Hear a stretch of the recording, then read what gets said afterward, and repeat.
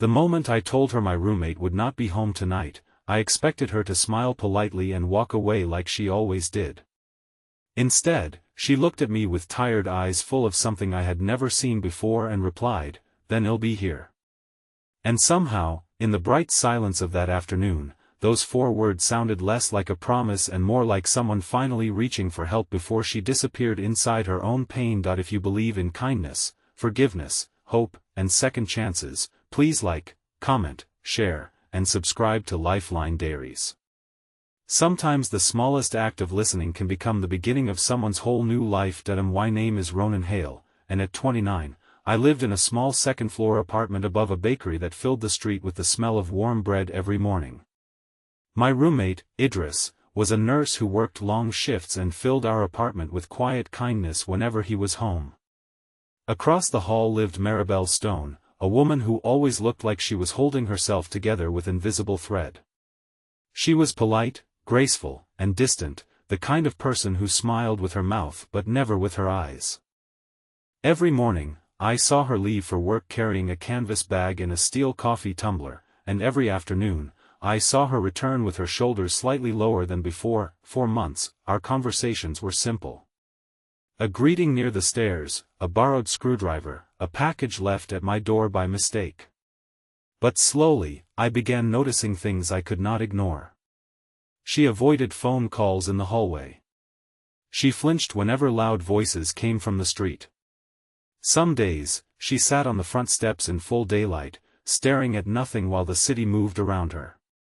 I wanted to ask if she was okay, but people like me, people who had spent years pretending not to need anyone, often recognize that same loneliness in others and still feel afraid to touch it. That Tuesday afternoon, the sun was sharp and golden, pouring through the apartment windows like the world had no idea anyone inside it was hurting. I came home early from work after a bad meeting where my manager had reminded me that my contract might not be renewed. I was standing in the hallway, fumbling with my keys, when Maribel opened her door with a laundry basket in her arms. A folded bedsheet slipped from the top and fell at my feet. I picked it up and handed it back to her, and that was when I noticed her hands trembling. That I asked if everything was all right, and she gave the kind of answer people give when everything is falling apart but they do not want to be a burden. She said she was fine. Then she asked if Idris was home. I told her he had taken an extra shift and would not be back until late. I said it casually, without thinking. My roommate won't be home tonight. Her face changed. Not with fear, not exactly, but with relief so deep it nearly broke her. She looked toward the stairwell, then back at me, and replied, "Then he'll be here." That I did not understand at first.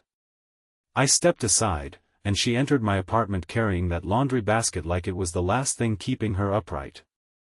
She placed it near the couch, sat down, and pressed both palms against her knees. Sunlight touched her face, showing the shadows under her eyes, the exhaustion she had been painting over every morning. For a while, neither of us spoke.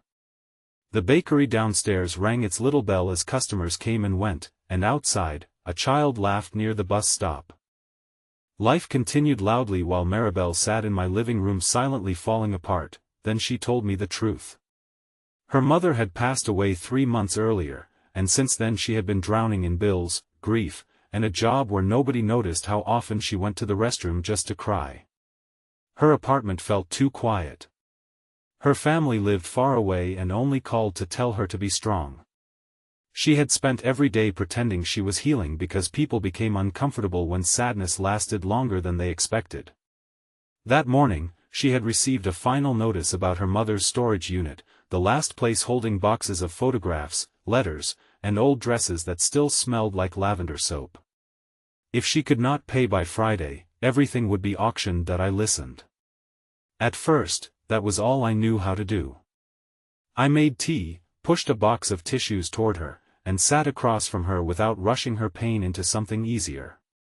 She cried in pieces, quietly at first, then with the helplessness of someone who had finally found a safe room. She apologized again and again, but I told her there was nothing to apologize for. I had no grand wisdom, no perfect solution. I only knew that no one should have to carry grief alone in the middle of a sunny day while the world expected them to smile. As the afternoon stretched on, I learned Maribel had once been a school art teacher. She loved painting gardens, old houses, and quiet faces. But after her mother became sick, she left teaching for an office job with better insurance. Then her mother died, and Maribel never returned to art. Her brushes were still packed in a box. Her canvases leaned behind her closet door like abandoned windows. When she talked about painting, her voice changed. For the first time, I saw a glimpse of the woman she might have been before life became survival. Something in me shifted. I had spent years thinking kindness had to be dramatic to matter. Money, rescue, sacrifice. But that day, kindness looked like clearing the kitchen table, opening my laptop, helping her call the storage office, and asking for an extension. It looked like making a list of what she owed, what she had, and what could be sold or borrowed. It looked like two broken people sitting in afternoon light, trying to build a bridge out of ordinary things. By evening, though the story remained in the daylight of that turning point, we had a plan. I would help her photograph a few old paintings she still had and post them online. She would call her former school principal and ask about substitute teaching. I would cover part of the storage payment as a loan, though I told her she could repay me whenever life allowed. She resisted, pride fighting desperation, but I told her my father once lost everything after a factory closure, and a neighbor's kindness had kept our family from sleeping in our car. Sometimes help is not charity. Sometimes it is a debt kindness pays forward. The next morning, Maribel knocked on my door with a cardboard box of paintings. The sun had barely climbed above the rooftops, and the bakery downstairs was just opening. Her hair was tied back, her sleeves rolled, and though her eyes were still tired, there was a spark in them. We spent hours taking pictures near the window, turning my living room into a small gallery. There were paintings of city streets after rain, a woman sitting beside a hospital bed, a child holding a yellow balloon, and one unfinished canvas of a garden gate opening toward bright fields. That unfinished painting stayed with me. It looked exactly like hope before it learned how to speak. The first painting sold that afternoon. Then another. By Thursday, enough money had come in to save the storage unit. When Maribel received the confirmation email, she covered her mouth and cried again, but this time the tears were different.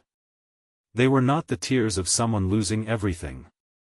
They were the tears of someone discovering that maybe everything was not gone after all. In the days that followed, our hallway changed. It no longer felt like two strangers living behind separate doors. Maribel began leaving small sketches under my door as thank you notes. I helped carry boxes from her storage unit, and together we found her mother's old photo albums, recipe cards, and a blue scarf Maribel held against her cheek for a long time without saying a word.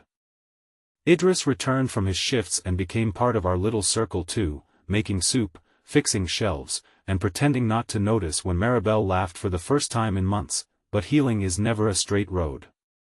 One bright Saturday, after we had spent the morning sorting through her mother's belongings, Maribel found a letter hidden inside an old cookbook. It was from her mother, written before the illness became too heavy. In it, her mother begged her not to bury her own dreams out of loyalty to the dead. Maribel read it once, then again, and then she folded inward as if the words had unlocked every grief she had tried to control. She said she had wasted too much time. She said she did not know who she was anymore. She said saving the storage unit was not the same as saving herself. That was the hardest moment, because I understood it too well. I had been living the same way, moving through days without truly choosing any of them. I had wanted to be a writer once, but after bills, rejection, and fear, I had settled into work that paid enough to keep me tired. Watching Maribel face her buried life forced me to look at mine. So I told her the truth. I told her I had not written anything honest in years. I told her I was scared that if I tried again and failed, I would have nothing left to blame except myself. She looked at me for a long time, and then she placed one of her blank canvases on my kitchen table. She said she would paint again if I wrote again. Not someday.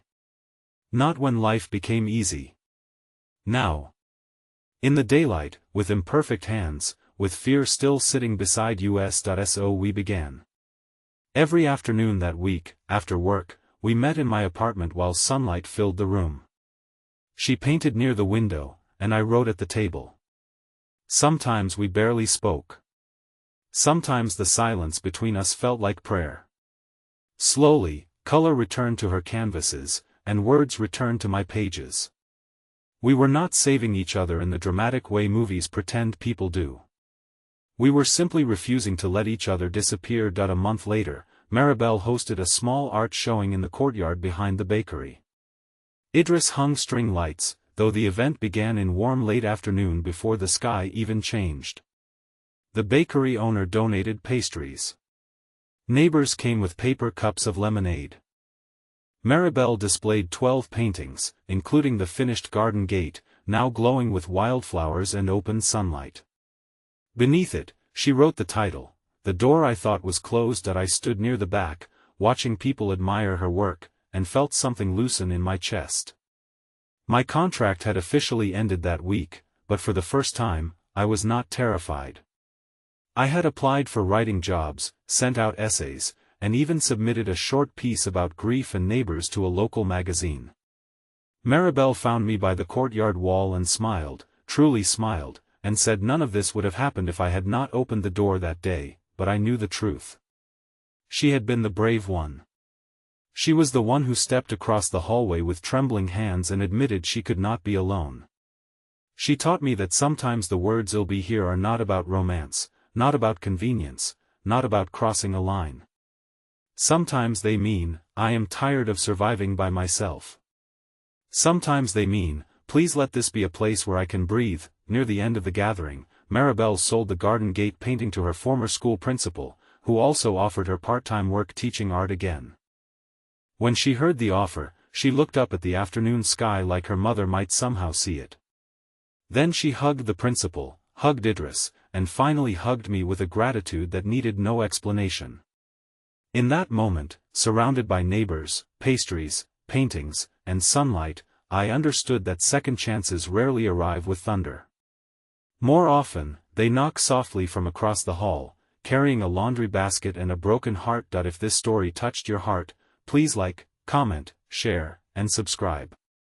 Your support helps stories like this reach someone who may need a reminder that they are not alone, and that one act of kindness can change the direction of a life. Comment "I'll be here" if you believe that showing up for someone can become the beginning of healing. Years later, people would ask Maribel what made her start painting again, and she would always say it began on an ordinary afternoon when she finally stopped pretending she was fine. As for me, I kept writing. Some stories were published, many were rejected, but none of that mattered as much as the lesson I learned from the woman across the hall. Pain can lock people inside themselves, but kindness can turn even the smallest apartment into a doorway. And sometimes, when someone says they will be here, they are not asking for anything except a little room to become whole again.